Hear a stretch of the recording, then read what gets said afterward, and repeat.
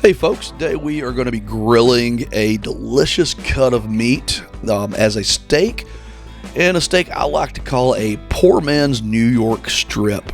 That's right, this thing is delicious, kind of resembles a New York strip, but it's only about $7 a pound, so really inexpensive for a steak. This is the picanha. It is the cap muscle on a top sirloin primal. So if you've ever had a top sirloin and that little cap that goes on top where the fat's on top of that, that's the whole muscle here. So this is what it looks like. They are about 2 to 2.5, sometimes 3 pounds for a big one. I got this one at Wild Fork. They've got a great store here in Tampa. They've got an online store that sells everything you can imagine. Very inexpensive. Everything comes frozen, so I did leave this in the refrigerator for a couple of days to thaw.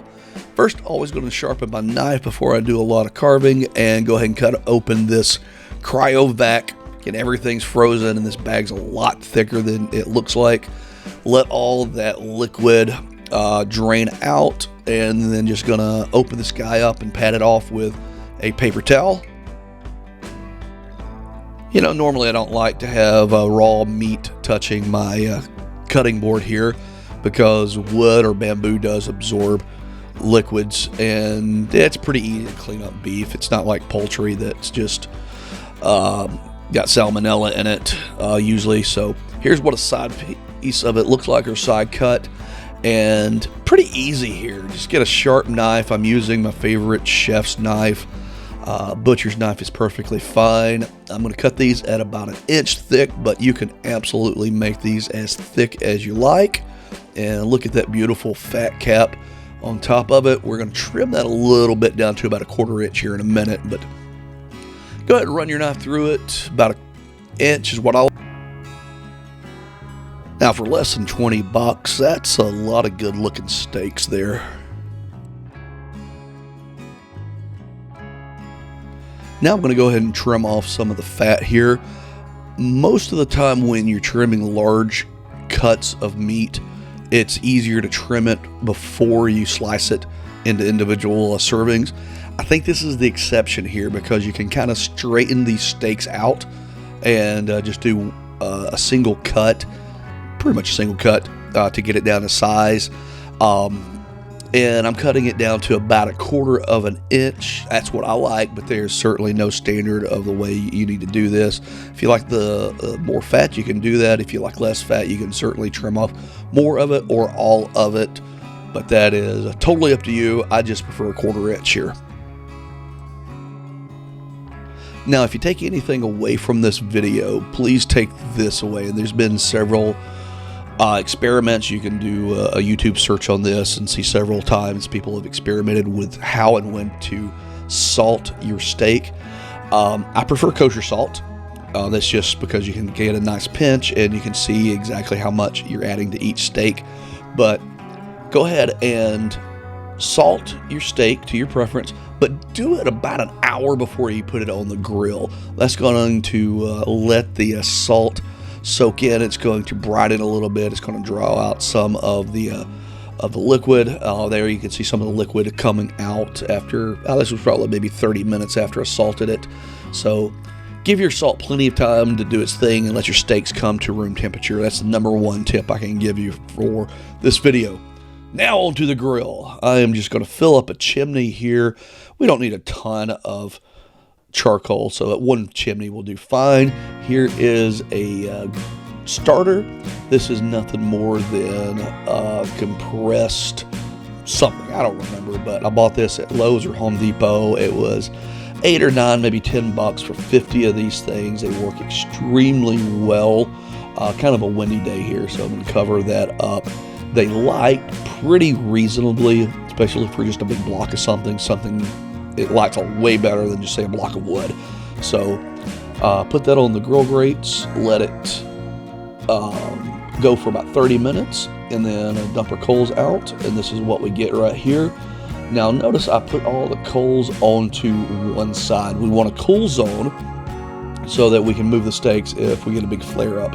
And I like to put the grate on and let that just cook for about 5 or 10 minutes and then scrub it off.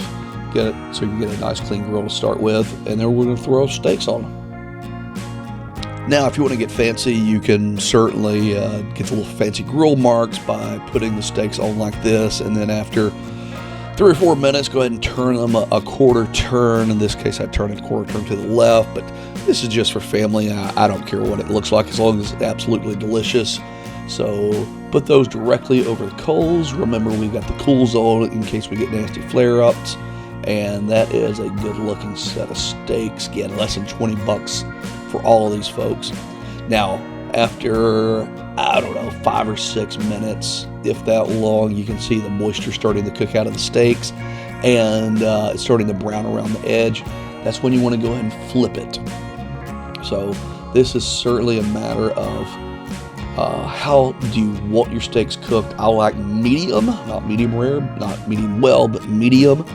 And I'm just going to rotate these. The coals are pretty consistent, but still just rotate them around a little bit, and put those thicker end cuts back in the dead center, and this works pretty well. So after your steaks have cooked to your desired temperature, use a thermometer if you need to. I just kind of go on the firmness. I want a little bit firm, and that does take a little bit of practice to get your steaks just the way you want them. If not, look up your temperature. I believe a medium is like 142 degrees, somewhere right in there. If you need a thermometer, by all means use it. I just prefer not to when I'm grilling steaks because it's not exactly a firm science, I don't think. So I go by firmness, and we're going to cook these a little bit longer here, and then go ahead and start taking them off as they're ready. Not every steak will be ready at the same time. Putting it over to the cool zone so it stays warm, and kind of resting these steaks here.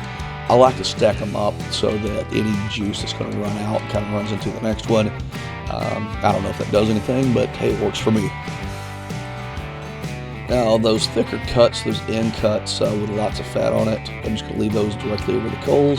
And you can't really see it here, but I'm sticking my tongs directly on the coals, and that is to sanitize them. I'm going to get those up too, see how it's smoking. Left those on for a few minutes, and that has killed any bacteria, any nasties that may be on the steak. You can certainly just wash it, get another pair of tongs, but sanitize it by heat works for me. And look at these delicious steaks, all for less than 20 bucks. I hope you guys try this one. It's well worth it.